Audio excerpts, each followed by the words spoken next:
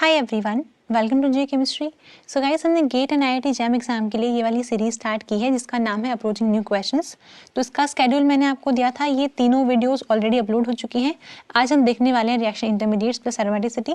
बाकी स्केड्यूल ये रहने वाला है। इसके अलावा जो बाकी चैप्टर्स बचे हैं वो हमने लास्ट ईयर कवर किए थे, उनकी प्लेलिस्ट का लिंक मिल जाएगा आपको इस वीडियो के डिस्क्रिप्शन में, वहाँ से आप देख सकते हैं। और ये तीनों वीडियोज़ का लिंक भी आपको डिस्क्रिप्शन में मिल जाएगा, वहाँ से आप देख लेना। तो अभी स्टार्ट करते हैं क्वेश्चन नंबर 1 से।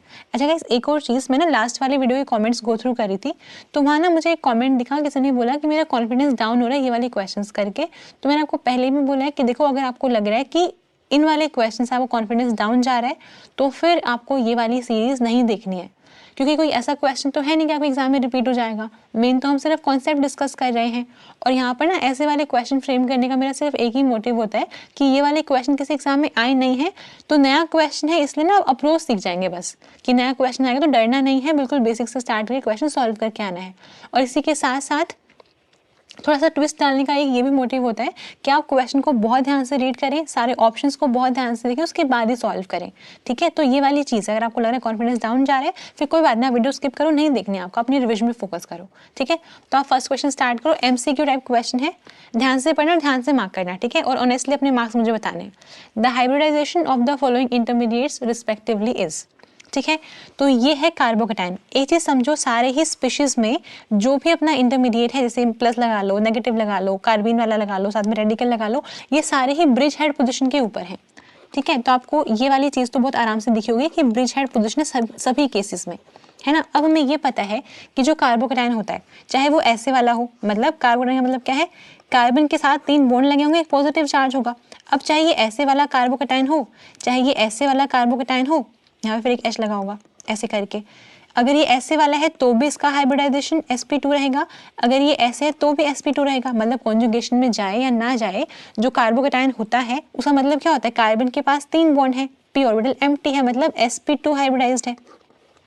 सो कार्बोकेटाइन वाले हाइब्रिडाइजेशन में कोई चेंज नहीं होता, वो हमेशा sp2 ही रहेगा। ठीक है, अगर हम बात करें यहाँ पर इस वाले केस में बात करते हैं। अच्छा गाइस, एक और चीज़, मैंने बोला कि हमेशा sp2 ही रहेगा, लेकिन जो नॉन क्लासिकल कार्बोकेटाइन होते हैं उनका थोड़ा सा देखना। नॉन क्लासिकल कैसे होता है, जैसे सपोज करो CH3 पॉजिटिव है ना। अब ये तो है sp2 हाइब्रिडाइज्ड, लेकिन अगर मान लो हमने इसके साथ ना, लेट्स से हमारे पास H2 है ना, और इसको मान लो जो कार्बन है इसके पास एम्प्टी p ऑर्बिटल है, तो अगर ये सिग्मा बॉन्ड के जो इलेक्ट्रॉन्स यहाँ पे ट्रांसफर होते हैं तो ये बन जाएगा CH5+, और अब इसका हाइब्रिडाइजेशन हो जाएगा sp3। ठीक है, और ज्योमेट्री हो जाएगी टेट्राहेड्रल।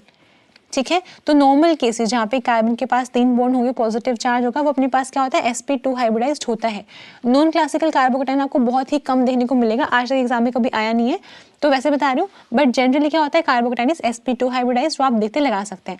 अब मैंने ना यही सोच के सारे ऑप्शंस में sp2 दिया है, मतलब आप ऑप्शन एलिमिनेट ना कर पाओ, सारे ठीक लग रहे हैं। यहाँ पर आते हैं, जो कार्बन आयन होता है, यहाँ पे क्या है, कार्बन के पास 3 तो बॉन्ड बने हुए हैं कार्बन के, एक ये क्या है, नेगेटिव चार्ज का मतलब क्या होता है, नेगेटिव चार्ज का मतलब 2 इलेक्ट्रॉन से मिलकर बनता है नेगेटिव चार्ज, है ना। तो बेसिकली अगर हम कार्बन की बात करते हैं, कार्बन में क्या होता है 1s2 2s2 2p2, हम इस तरह से दिखाते हैं। और जब बॉन्ड बनेगा, इसको लेके जाएंगे एक्साइटेड स्टेट में, फिर बनाएंगे बॉन्ड। अगर 3 बॉन्ड बने हैं, मतलब क्या होगा, यहाँ पे इलेक्ट्रॉन आया होगा, यहाँ पे भी इलेक्ट्रॉन आया होगा, यहाँ पे आया होगा, तो ये तो है sp2। लेकिन इस वाले केस में क्या नेगेटिव चार्ज है, मतलब नेगेटिव चार्ज का मतलब हो गया कि 2 इलेक्ट्रॉन से मिलके बना है, तो ये वाला सीन है, मतलब ये sp3 हाइब्रिडाइज्ड हो गया। ठीक है, तो ये जो है अपना कार्बन आयन, ये है sp3 हाइब्रिडाइज्ड। लेकिन ध्यान से समझना, अगर मान लो कुछ इस तरह का कार्बन आयन है जो कि कॉन्जुगेशन में जा रहा है, तो उस वाले केस में उसका हाइब्रिडाइजेशन हो जाता है sp2। यहाँ पे कोई कॉन्जुगेशन नहीं है, इसलिए sp3 हाइब्रिडाइज्ड है, मतलब ऑप्शन ए आंसर नहीं हो सकता है, ऑप्शन बी हो सकता है, फिर ऑप्शन डी होगा। ठीक है, ऑप्शन डी हो सकता है, लेकिन ये ऑप्शन सी भी नहीं होगा। आप समझ रहे हैं, अगर कार्बन आयन सिंपल है, अपना 3 बॉन्ड बने हुए, नेगेटिव चार्ज है, तो sp3 हाइब्रिडाइज्ड होगा। अगर कॉन्जुगेशन में गया बाय चांस, तो फिर वो sp2 हाइब्रिडाइज्ड हो जाता है। ठीक है, आते हैं कार्बन के ऊपर। कार्बन हमने 2 तरह की देखी है, सिंगलेट एंड ट्रिपलेट। तो यहाँ पर कंफ्यूजन हो सकती है, या तो sp2 हो इसका हाइब्रिडाइजेशन, ऐसे दोनों ऑप्शंस में sp2 ही है, तो नहीं पता होगा तो भी सॉल्व कर लोगे ये वाला क्वेश्चन, लेकिन फिर भी या तो सिंगलेट या फिर ट्रिपलेट, यानी कि या तो sp2 होगा या फिर sp होगा। अब आप एक चीज समझो, sp2 का मतलब होता है 120 डिग्री एंगल की रिक्वायरमेंट है, और sp का मतलब हो गया 180 डिग्री एंगल की रिक्वायरमेंट है। अब जो ब्रिज हेड पोजीशन है उसके ऊपर कुछ इस तरह से बना हुआ है, तो अब यहाँ से कहाँ हम कैसे लेके आएंगे 180 डिग्री एंगल, आ ही नहीं सकता, ठीक है। इसीलिए यहाँ पे ये sp2 हाइब्रिडाइजेशन ही रहने वाला है कार्बीन का भी, तो ये भी ठीक है और फिर ये भी ठीक है। यहाँ पर आता है रेडिकल है, ये रेडिकल में ना कंफ्यूजन होती है। यहाँ पे ये sp3 हाइब्रिडाइज्ड ही है, सॉरी sp2 हाइब्रिडाइज्ड ही है। ये जो रेडिकल है दिस इज sp2 हाइब्रिडाइज्ड। लेकिन अब ना आप ये नहीं समझेंगे कि हमेशा ही जो फ्री रेडिकल है वो हमेशा ही sp2 का, ऐसा नहीं है। आप सपोज करिए मैंने ये वाला लिखा फ्री रेडिकल, मैंने 3 इस पे इलेक्ट्रोनेगेटिव ग्रुप लगा दिया और ये आपका फ्री रेडिकल है। अब अगर आपको बताना है इसका हाइब्रिडाइजेशन क्या होगा, तो देखो जो हम नॉर्मल पढ़ते हैं इनऑर्गेनिक केमिस्ट्री में बेंड्स रूल है ना, हम क्या बोलते हैं उसमें कि जो इलेक्ट्रोनेगेटिव एलिमेंट होते हैं उनको एस कैरेक्टर कम चाहिए होता है। इसकी वजह से क्या करते हैं कि यहाँ पे जो ये वाला बॉन्ड है, अब ये जो बॉन्ड है इनमें तो लगा हुआ इलेक्ट्रोनेगेटिव एलिमेंट है ना, इसको एस कैरेक्टर चाहिए नहीं, तो ये सारा अपना एस कैरेक्टर इस वाले इलेक्ट्रॉन की तरफ डायरेक्ट करते हैं, इसलिए क्या होगा यहाँ पे इसका कॉन्ट्रीब्यूशन बढ़ जाता है। तो ऐसे वाले फ्री रेडिकल जिसमें इलेक्ट्रोनेगेटिव एलिमेंट्स लगे हों उनका हाइब्रिडाइजेशन हो जाता है sp3। तो ये जो है ये sp3 हाइब्रिडाइज्ड है, जबकि कैसा है sp2 सारे कार्बन तो लगे हुए हैं, तो कार्बन और हाइड्रोजन से फर्क नहीं पड़ता, वो क्या रहेगा हमेशा sp2 रहेगा, ठीक है। तो ये भी कैसा है sp2 है, तो मतलब ये ऑप्शन नहीं है, ये ऑप्शन ठीक है, इसलिए ऑप्शन बी रहेगा इसका आंसर। आगे चलते हैं। ओके आपको बताना है, क्वेश्चन बहुत ध्यान से करना, जो ये वाला क्वेश्चन है IIT जैम वाले स्टूडेंट्स को नहीं कर पाएंगे, आपको बस मैकेनिज्म आना चाहिए रिएक्शन का, ठीक है। बस आपको ये कि कार्बन 13 NMR आपके सिलेबस में नहीं होता है, ESR स्पेक्ट्रोस्कोप भी आपके सिलेबस में नहीं होता, बट उसके बिना आपको इसका मैकेनिज्म एटलीस्ट आना चाहिए, ठीक है। तो आपको बताना है the intermediate of the following reaction can be identified by, इस रिएक्शन का जो भी इंटरमीडिएट होगा उसको हम इनमें से कौन सी टेक्निक यूज करके आइडेंटिफाई कर सकते हैं। तो आपको यही पता होना चाहिए कि इंटरमीडिएट बनेगा क्या। देखो डाइजोनियम सोल्ट है ना, हमें ये पता है कि यहाँ पे कुछ ये इस तरह से है, अगर पूरा खोल के लिखेंगे प्रॉपर तो हम ऐसे दिखा सकते हैं ये नाइट्रोजन है, इस पर ट्रिपल बॉन्ड लगा होगा, ऐसे करके है ये है ना। अब नाइट्रोजन गैस बहुत आराम से रिलीज हो जाएगी, तो हम करते ही हैं जनरली, इसको मैंने इस तरह से लिख दिया, ठीक है, काउंटर आयन हो गया इसका Cl-। अब ना हम मैक्सिमम केसेस में करने ये वाले हैं कि यहाँ से क्या होगा, यहाँ से नाइट्रोजन गैस को बाहर निकाल देंगे, ठीक है। वो स्टेप का आप बोलोगे ड्राइविंग फोर्स भी है, जब क्या होगा जब भी गैस रिलीज होगी तो मतलब उस रिएक्शन की एंट्रोपी इंक्रीज कर रही है, तो ठीक है इसको निकालने में कोई प्रॉब्लम नहीं है। लेकिन अब जो आप ये बनाएंगे ना, क्या बनाएंगे, कार्बोकैटायन। पहली बात तो sp2 हाइब्रिडाइज्ड कार्बन के ऊपर पॉजिटिव चार्ज स्टेबल है भी नहीं, कार्बोकैटायन बनेगा भी नहीं यहाँ पे और बनता भी नहीं है। तो एक्चुअल में जो ये बना है ना ये इसका इंटरमीडिएट नहीं है, ये इसका इंटरमीडिएट नहीं है, तो आपको इसको नहीं पता करना है कैसे आइडेंटिफाई करोगे। बात क्या होती है यहाँ पे क्या है CuCl, CuCl का मतलब हो गया copper plus and Cl minus, यही है। HCl का मतलब हो गया H plus and Cl minus, यही है, ठीक है। अब जो ये कॉपर प्लस है, अगर मैं इसका करवाऊँ ऑक्सीडेशन, क्या मतलब हुआ इसका कि अगर ये खुद चेंज हो जाए कॉपर 2 प्लस में और एक इलेक्ट्रॉन रिलीज कर दे, ऐसा कर सकता है, बिल्कुल कर सकता है, इस काम के लिए डाला गया इसको यहाँ पे, ठीक है। इसने अपना इलेक्ट्रॉन रिलीज कर दिया। अब देखो जो ये पॉजिटिव चार्ज यहाँ पे बना बिल्कुल स्टेबल नहीं है, क्या करेगा ये बनेगा नहीं, डायरेक्टली इसको इलेक्ट्रॉन को कैप्चर करेगा। अब अगर देखो इलेक्ट्रॉन अगर लिया तो क्या होता है, नेगेटिव चार्ज आएगा, इलेक्ट्रॉन लेते ही नेगेटिव चार्ज आएगा, है ना। तो जो ये पॉजिटिव चार्ज है वो तो न्यूट्रलाइज हो जाएगा और क्या बनेगा यहाँ पे, हम इस तरह से दिखा सकते हैं कि कॉपर प्लस था और वहां से कॉपर 2 प्लस और ये लेके फटाफट से क्या बना, वो ये बना, ये बना, ठीक है। तो ये है इसका इंटरमीडिएट, इस रिएक्शन का इंटरमीडिएट ये है। इसके बाद क्या होता है आगे रिएक्शन अगर हम करवाना चाहें तो, अब देखो Cl माइनस भी है, इसके पास भी है, HCl में भी Cl माइनस है ना। Cl माइनस क्या करेगा, ये चेंज होगा, देखो इसके पास नेगेटिव चार्ज है, मतलब इसने इलेक्ट्रॉन लिया हुआ है एक।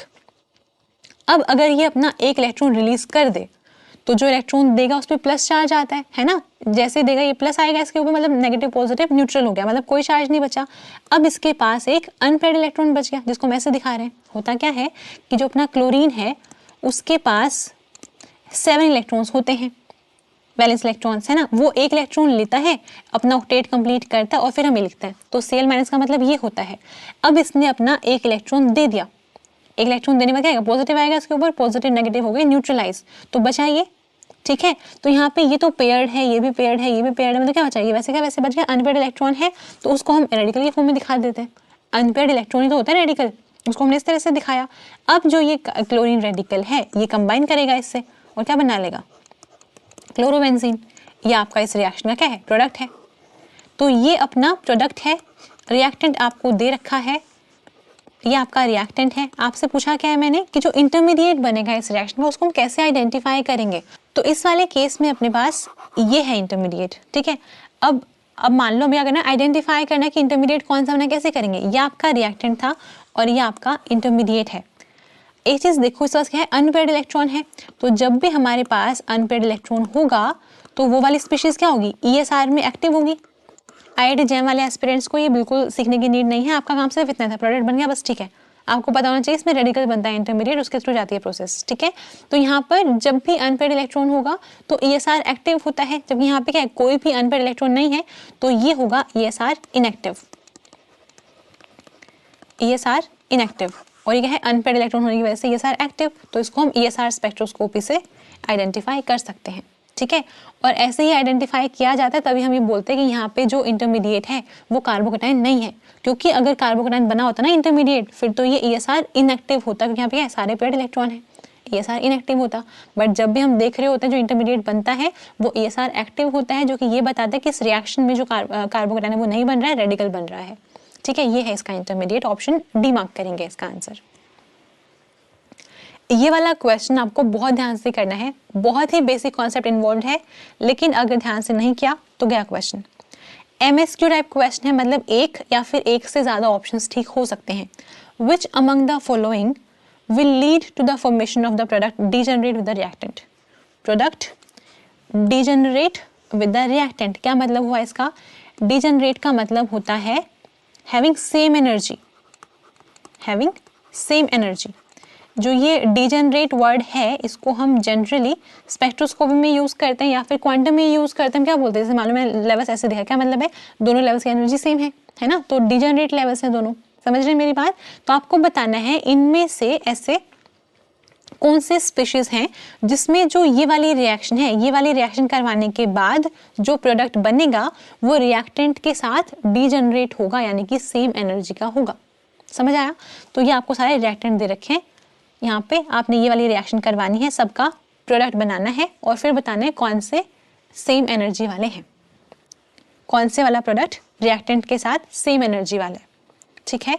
देखो मेरी बात समझना बहुत ध्यान से, इस वाले रिएक्शन, इस वाले रिएजेंट को देख के क्या आता है ध्यान में, हमें ये वाली रिएक्शन आती है कि कार्बोनिल दे रखा है और यहाँ पे मान लो हमारे पास कोई भी क्या है, ग्रिग्नार्ड रिएजेंट मान लेते हैं, RMGBr। हम क्या करते हैं, हम इस तरह से लगाते हैं, है ना, और फिर हम इस तरह से अटैक भी करवाते हैं, ठीक है। तो ऐसे करके हमने क्या करवाया, न्यूक्लियोफाइल को सब्स्टिट्यूट करवा दिया, यहाँ पे लगा दिया R, यहाँ बनाया MgBr+, चाहो तो बॉन्ड बना के दिखा दो। फिर हम क्या करेंगे, हाइड्रोलिसिस करके इसको OH बना देंगे, ऐसे करते हैं।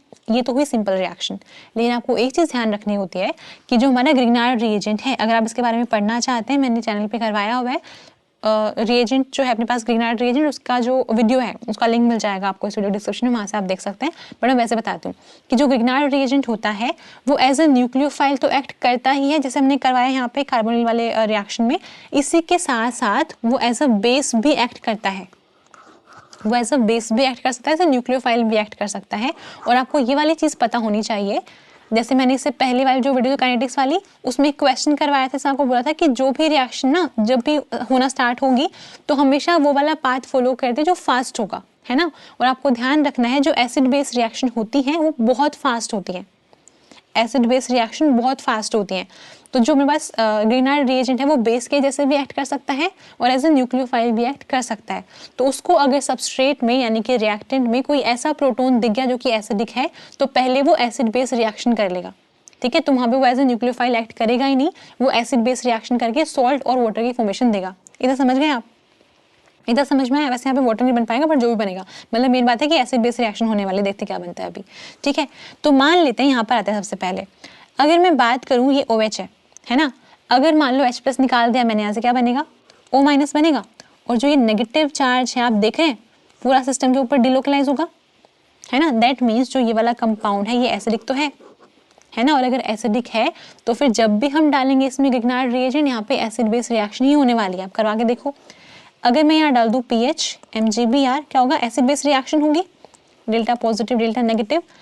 जो PH- है वैसे H+ निकाल लेगा तो क्या बनेगा, PH- का मतलब क्या होता है, फिनाइल तो है, इसने H निकाल लिया, ये वाला बेंजीन बन गया। इसके साथ साथ क्या बना यहाँ पे ये OH वैसे का वैसे रहेगा, हमने एक निकाल के दिखाया अभी, ठीक है। ऐसे यहाँ पे क्या आया, यहाँ पे बना O- के साथ आ जाएगा MgBr+। चाहो तो ऐसे दिखाओ, चाहे आप डायरेक्टली बॉन्ड दिखा दो ऐसे करके। इसके बाद इस रिएक्शन में डाला गया NH4Cl यानी कि NH4+ Cl-। NH4+ से ऐसे है ना, NH4+, N के ऊपर पॉजिटिव चार्ज है, यहाँ से H+ निकाला जा सकता है। H+ को ये निकाल लेगा यहाँ से, H+ निकालते ही क्या बनेगा, इसको हटा दो, इधर आ जाएगा H, ठीक है। तो हुआ क्या कि जो हमारे पास रिएक्टेंट था, प्रोडक्ट भी वही आया है ना। तो जब रिएक्टेंट और प्रोडक्ट अगर सेम है, मतलब क्या होगा, एनर्जी भी सेम होगी, यानी कि इस वाले केस में जो भी प्रोडक्ट बनेगा वो तो सेम ही है रिएक्टेंट जैसा, तो क्या होगा यहाँ पे डीजनरेट है आपस में, तो मतलब ये तो आंसर होने वाला है, ठीक है। आगे आते हैं, इन दोनों में देखो फिनोल है, यहाँ से अगर आप H+ निकालोगे तो इधर आएगा O- आएगा, उसको आप डिलोकलाइज करवा सकते हो इसके ऊपर, ठीक बात है। तो ये भी एसिडिक है, अगर एसिडिक है तो फिर से यही काम होगा, अगर एसिडिक है तो आप जैसे डालोगे इसके अंदर PH MgBr, फिर से यहाँ पे एसिड बेस रिएक्शन होगी, क्या बनेगा देखो, अगर हमने डाला PH MgBr, PH- फिर से H+ निकाल के बेंजीन बना लेगा, ऐसे लिखा मैंने उसको, इधर क्या आएगा, ये अपने पास बेंजीन है, यहाँ पे क्या था O-, इसने बॉन्ड बनाया MgBr के साथ ऐसे करके, फिर हमने डाला NH4Cl, ये H निकाल लेगा, मतलब क्या बना, फिर से बन गया फिनोल, जहाँ से शुरू किया था वापस फिर से वहाँ आ गए। तो इस वाले केस में भी स्टार्टिंग में भी फिनोल था, प्रोडक्ट भी फिनोल आ रहा है, मतलब फिर से दोनों अगर सेम है तो ये भी डीजनरेट हो गया रिएक्टेंट के साथ, जब सेम ही है तो एनर्जी भी सेम होगी, है ना। यहाँ पर आओ, जो अपने पास है कि हमने ऑक्सीजन को S से रिप्लेस किया है, तो ये तो इससे भी ज्यादा एसिडिक है, तो मतलब और फास्ट ही करेगा रिएक्शन, तो ये भी हो गया। और यहाँ पे भी जो ये वाला H है, क्योंकि ये sp हाइब्रिडाइज्ड कार्बन से कनेक्टेड है, तो H+ के जाने के बाद जो कार्बन आयन बनेगा वो स्टेबल होगा, ठीक है। दैट मीन्स ये वाला H भी एसिडिक है, तो इसमें भी क्या होगा, डीजनरेट बनेगा प्रोडक्ट, ठीक है। जैसे बाकी सब में करके दिखाया मैंने, बिल्कुल सेम मैकेनिज्म, H+ निकलेगा, यहाँ पे क्या आएगा माइनस का लगाएंगे MgBr, फिर करवा देंगे हाइड्रोलिसिस, CH आ जाएगा वापस से, ठीक है। तो यहाँ पे option A, B, C and D सारे ही ठीक हैं। तो ऐसा भी एग्जाम में होता है कि सारे ऑप्शंस भी कई बार ठीक होते हैं, तो आपको बहुत ध्यान से देखना है। आगे चलते हैं, ये भी एक MSQ टाइप क्वेश्चन है, इसका मतलब हो गया एक या फिर एक से ज्यादा ऑप्शंस ठीक होंगे, आपको देखना है, एक भी ठीक हो सकता है, एक से ज्यादा भी ठीक हो सकते हैं, ठीक है। स्टार्ट करो। ऐसे वाले क्वेश्चन में प्रॉब्लम ये होती है, इतनी स्टेटमेंट देते हैं, हमें लगता है कि बहुत डिफिकल्ट क्वेश्चन होगा, हमसे सॉल्व होने वाला है नहीं, हम छोड़ देंगे ऐसे ही, आपको यही काम नहीं करना, आप बहुत ध्यान से इसको रीड करोगे, स्टेटमेंट को हम रिएक्शन में कन्वर्ट करेंगे, बहुत ईजी क्वेश्चन है। 2 मोल ऑफ AgBF4, यानी कि ये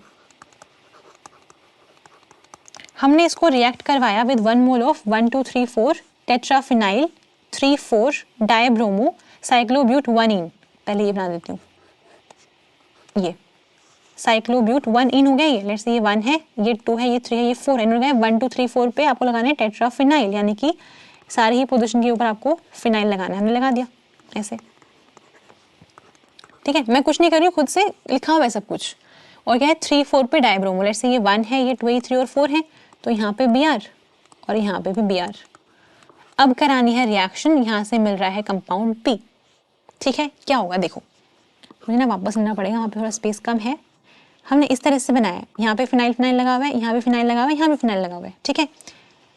यहाँ पर हमने लगाया Br और हमने यहाँ पर भी लगाया है Br, आप चाहो तो लिख लो यहाँ पे फिनाइल, उससे फर्क नहीं पड़ रहा है एक्चुअली, इस तरह से है ये, ठीक है। अब ना हमें ये पता है कि Br का मतलब इसके पास 3 लोन पेयर हैं, ये तो कोई नई बात है नहीं, सबको पता है। इसके अंदर हमने ऐड करवाया है 2 मोल ऑफ AgBF4, AgBF4 का मतलब क्या है, Ag+ है, BF4- है, सॉल्ट है, ये सिल्वर सॉल्ट है ना, ये है अपने पास।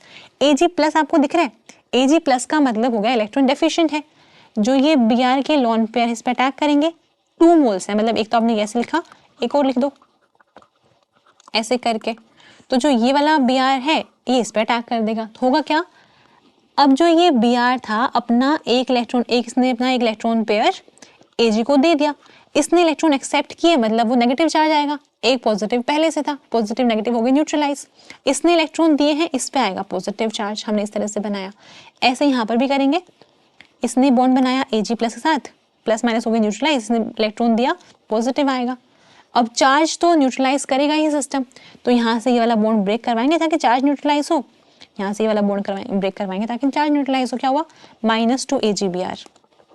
हमने यहाँ से 2 सिल्वर ब्रोमाइड निकाल देने हैं बाहर, क्या बनेगा? जैसे इसमें माइनस आया तो यहाँ पे पॉजिटिव छोड़ के जाएगा ये, यहाँ पर यहाँ से निकालोगे AgBr तो यहाँ पे पॉजिटिव छोड़ के जाएगा। तो बेसिकली साथ में क्या हुआ? 2 AgBr निकल गए और ये बन गया अपना कंपाउंड P। इसका कलर रेड बोला हुआ है, ये बना ना। अब आपको इसके बारे में बात करनी है। P जो वो एंटी एरोमेटिक है, एंटी एरोमेटिक है या फिर लास्ट वाला ऑप्शन देखो P एरोमेटिक है। आप देखो क्या है एक बार, यहाँ पर सिर्फ एक ही पाई बॉन्ड है, सारे sp2 मतलब हकल्स रूल को फॉलो करा, क्या एरोमेटिक है। हमने कहा कि जो P है वो एरोमेटिक है, एरोमेटिक है, ठीक है। अब एक चीज और समझना, आपने यहाँ से 2 AgBr निकाल दिए, काउंटर आयन कौन सा है? BF4 माइनस, तो काउंटर आयन दिखा सकते हैं BF4 -2 लगा दो यहाँ पे, इस तरह से है, ठीक है। तो चार्जेस वाली फॉर्म में एग्जिस्ट कर रहा है। हमने कहा कि एरोमेटिक है, अगर एरोमेटिक है तो ऑप्शन ए तो ठीक नहीं हो सकता फिर, है ना, हमने ऑप्शन ए हटा दिया। अब ना एक काम करते हैं, जो सेकंड वाला है उसको भी कन्वर्ट करते हैं, ऐसे क्यूब क्यों बनाते हैं पहले कि क्यों क्या होगा। Reaction of 2 mole of potassium, 2 mole of potassium, देखो मेटल है, क्या काम होता है इसका? मेटल की प्रॉपर्टी इलेक्ट्रॉन देने की, दे देगा, 2 है तो यहाँ पे 2 लगा दो, यहाँ लगा दो, ऐसे काम करेगा। क्या बोला हुआ है? 1 mole of 1357 cyclooctatetrayne, cyclooctatetrayne मतलब ये 1 2 3 पे आएगा, फिर ऐसे 5 पे, फिर 7 पे, ये है और यहाँ पे बस हाँ यही है। इसके अंदर हमने ऐड किया है 2k, क्या कर रहा है ये? 2k प्लस में चेंज होगा और साथ में 2 इलेक्ट्रॉन देगा, इसको आप 2 इलेक्ट्रॉन और दे दो, या फिर ऐसे दिखा दो, सपोज करो अगर ऐसे डायरेक्ट ही देना चाह रहे हैं आप ऐसे दिखा दो। हमने बॉन्ड ब्रेक करवाया, इधर क्या आएगा? नेगेटिव आएगा, बॉन्ड ब्रेक होते ही इधर नेगेटिव आ गया, इधर पॉजिटिव आ गया। पॉजिटिव आते ही जो ये 2k अपने पास से क्या करेगा? ये 2k प्लस 2 इलेक्ट्रॉन्स, ये 2 इलेक्ट्रॉन्स एक्सेप्ट करेगा। 2 इलेक्ट्रॉन्स का मतलब क्या होता है? नेगेटिव चार्ज, लगा दे मैंने नेगेटिव चार्ज, तो ये बना है अपना Q, ठीक है। अब बताओ ये एरोमेटिक है? नहीं है। 1 2 3 4 5 हकल्स रूल को फॉलो कर रहा है और नंबर ऑफ पेयर बन रहे हैं, मतलब क्या? एरोमेटिक है। तो हमने कहा क्यू क्या है? एरोमेटिक है। सो P भी एरोमेटिक है एंड Q भी क्या है? एरोमेटिक है। तो फिर यहाँ पे Q को एरोमेटिक बोल रहे हैं, यहाँ पे Q को नॉन एरोमेटिक बोल रहे हैं। ये पहले ही गलत बोल चुके हैं इसको हम, ये भी गलत हो गया, ठीक है। दोनों एरोमेटिक हैं। बाकी देखो इन्होंने कहा है P is soluble in n-hexane while Q is not. देखो N-हेक्सेन का मतलब हो गया 1 2 3 4 5 6, ये हाइड्रोकार्बन है, हाइड्रोकार्बन है, ठीक है। क्या होता है ये? नॉन पोलर, सिर्फ N-हेक्सेन में सिर्फ कार्बन है और हाइड्रोजन है, मतलब क्या है? नॉन पोलर है। और जबकि जो हमारे पास P एंड Q दोनों स्पीशीज हैं वो क्या है? चार्ज स्पीशीज हैं। इसकी वजह से होगा ये कि क्या होंगे? ये पोलर सॉल्वेंट में डिसॉल्व होंगे। तो N-हेक्सेन में ना तो Q सॉल्युबल होगा ना ही P सॉल्युबल होगा, इसलिए ये वाला ऑप्शन भी हट गया। ये देखो both P and Q are soluble in polar solvent, ये ठीक है, क्योंकि जब ये सॉल्ट की फॉर्म में है, प्लस माइनस चार्जेस की फॉर्म में एग्जिस्ट कर रहे हैं तो पोलर हो गए, और पोलर अगर हैं तो पोलर सॉल्वेंट में ही डिसॉल्व होंगे, इसीलिए ऑप्शन सी इसका करेक्ट आंसर है।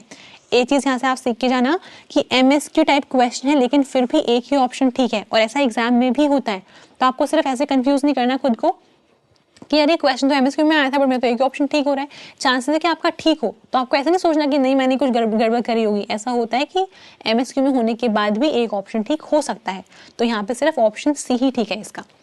लास्ट क्वेश्चन देखते हैं, NAT टाइप क्वेश्चन है, ध्यान से करना है। Total number of amides formed in the following reaction is और आर। टोटल नंबर ऑफ कितने अमाइड्स बने उनका नंबर लिखना है। 0 हो सकता है, 1 हो सकता है, 2, कितना भी हो सकता है। आप ध्यान रखो NAT क्वेश्चन में 0 भी आंसर होता है बहुत बार, ठीक है, ध्यान से देखना। तो अगर आपने रिएक्शन करी है या फिर आपने प्रीवियस क्वेश्चंस भी अगर किए हुए जैम के या फिर गेट के या फिर नेट के भी चाहे, तो ना आपने ये वाली रिएक्शन पक्का देखी होगी। बैकमैन रीअरेंजमेंट बहुत ही फेमस रिएक्शन है, ऑलमोस्ट हर एग्जाम में पूछते हैं।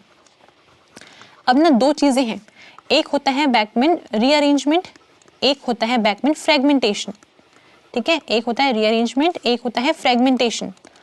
तो अगर आपको ये वाली रिएक्शन भी पढ़नी है, मैंने ये भी करवाई है चैनल पे, इसका भी आपको लिंक मिल जाएगा डिस्क्रिप्शन में, वहां से आप देख सकते हैं चाहे तो। मैं आपको वैसे बता दूंगी।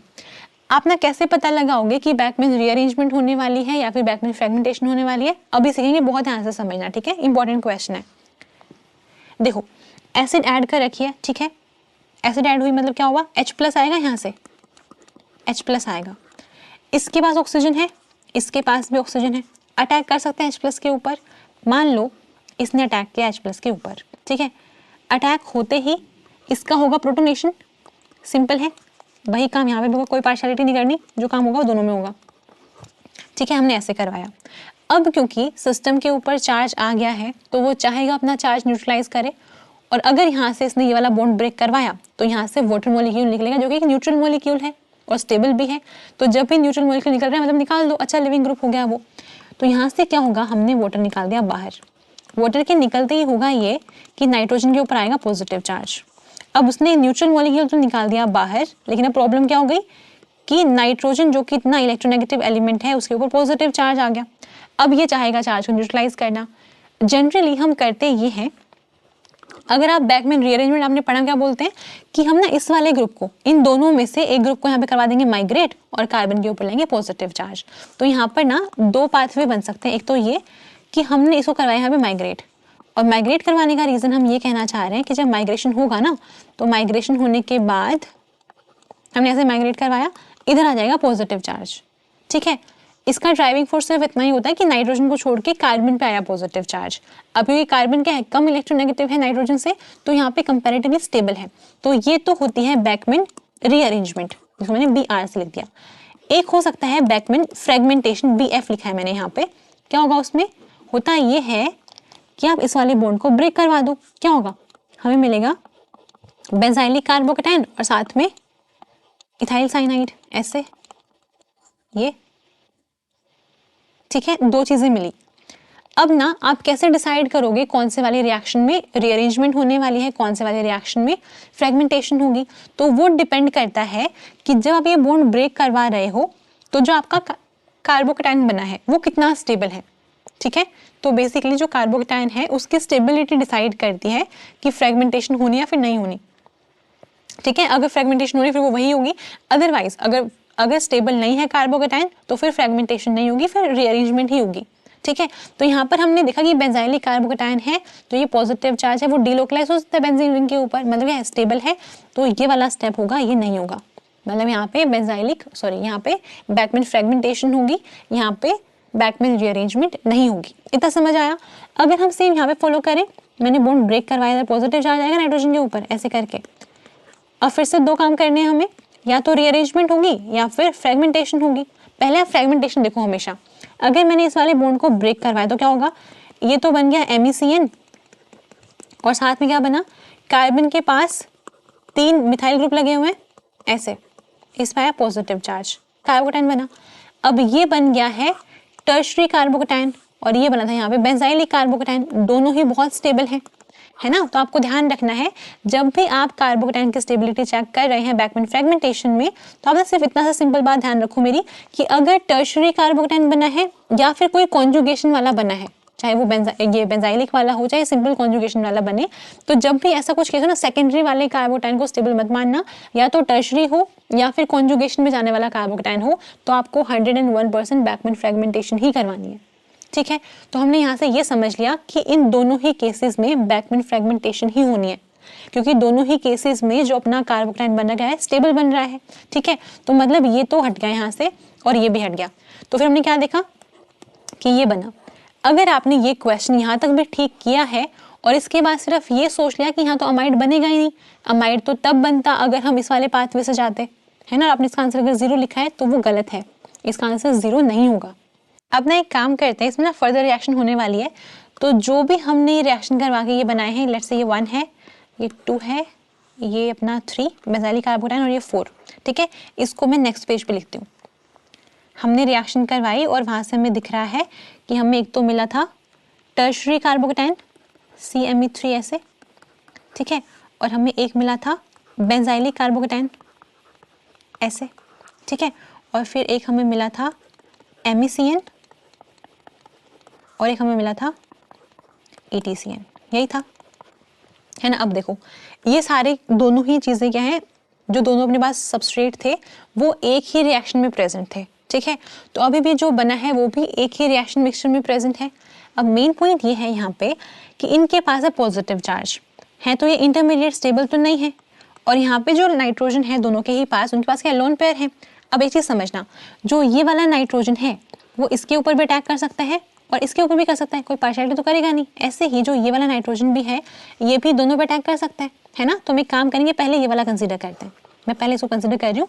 लेट्स से इसने यहाँ पे अटैक किया तो क्या बनेगा, लेट्स से ये 1 है और ये 2 है, सपोज इसको 3 बोल देते हैं, ठीक है। तो पहले में करवा रहे हैं 1 + 2 करवा रहे हैं। अगर ऐसे हुआ तो कार्बन के पास है 3 मिथाइल ग्रुप, नाइट्रोजन ने अटैक किया इसके ऊपर, इस तरह से था। नाइट्रोजन ने क्योंकि अपने लोन पेयर दिए हैं तो इस पर आएगा पॉजिटिव चार्ज, कार्बन ने लिए नेगेटिव आएगा, पॉजिटिव पहले से था, पॉजिटिव नेगेटिव हो गया न्यूट्रलाइज, ये बना, ठीक है। अब इसके बाद देखो हमने कहा था फर्स्ट स्टेप में वाटर रिलीज करवाया था, OH को प्रोटोनेट किया पहले H2SO4 के H+ से वाटर निकलवाया था, तो ये भी है रिएक्शन मिक्सचर में, क्या होगा, इसको करेगा न्यूट्रलाइज। कैसे करवाएंगे, हम ऐसे दिखा सकते हैं और यहाँ पे अटैक करवा सकते हैं कार्बन के ऊपर। क्या बनेगा देखो, Me3 और यहाँ पे कार्बन, इधर नाइट्रोजन तो न्यूट्रल हो गया, कार्बन के पास एक Me है और एक आ गया अपने पास वाटर मॉलिक्यूल, ऐसे करके ऑक्सीजन लग गया और आया पॉजिटिव। नेक्स्ट स्टेप में क्या कर सकते हैं, एक स्टेप में दिखा दो, ऐसे क्लीव करवाया, इसको यहाँ पे क्लीव करवाया, हुआ क्या, हम उसको टोटोमराइज करवा के दिखा रहे हैं। या फिर आप एक काम करो, आप ऐसे भी दिखा सकते हो कि नेक्स्ट स्टेप में हमने यहाँ से H+ निकाल दिया, H+ निकलने के बाद क्या बना ये Me3CN, ऐसे यहाँ पे आए OH और यहाँ पर आए Me।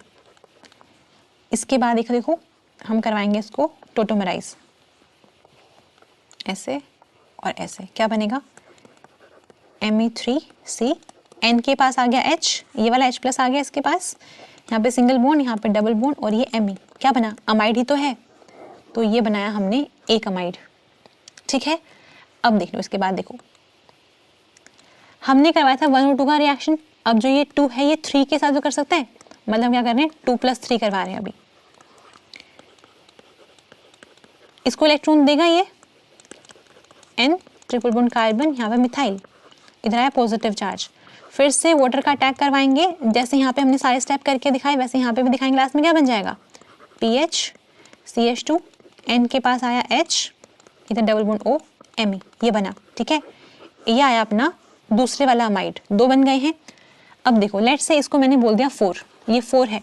अब जो ये 4 है ये भी 2 बार रिएक्शन कर सकता है, ये इस पर अटैक कर सकता है और इस पर भी अटैक कर सकता है। तो अगर मैंने करवाया 1 + 4 तो क्या होगा, ये बनेगा Me3, इधर आया नाइट्रोजन, ऐसे इथाइल है इस बार यहाँ पे, ठीक है, और नाइट्रोजन पे आया पॉजिटिव चार्ज, इसमें वाटर ऐड करवाएंगे तो क्या होगा, सारा सेम मैकेनिज्म फॉलो हो गया, वापस से क्या बनेगा Me3C, यहाँ पे नाइट्रोजन के पास आया H, carbon double bond O और ये इथाइल, ये भी अमाइड ही है। अब देखो दोनों में डिफरेंस है, इन दोनों में डिफरेंस है, इथाइल यहाँ पे लगा और मिथाइल, ठीक है। ये हमने 1 + 4 करवाया था, अब हम 4 + 3 करवा देंगे। अगर आप 3 + 4 करवाएंगे तो 3 + 4 करवाने से क्या बनना है, ये फिनाइल है, इधर CH2 आएगा, इधर N के पास H आएगा, मैं एक साथ करूँ स्टेप, यहाँ पे C डबल बॉन्ड O और ये इथाइल, ठीक है, तो ये बन गया। तो ऐसे करके हमें टोटल 1 2 3 एंड 4 टोटल 4 अमाइड्स देखने को मिले हैं। तो इस रिएक्शन का जो आंसर है वो आपका 4 हो जाएगा, ठीक है। इसका आंसर 4 रहेगा, इस क्वेश्चन का आंसर 0 नहीं है, ठीक है।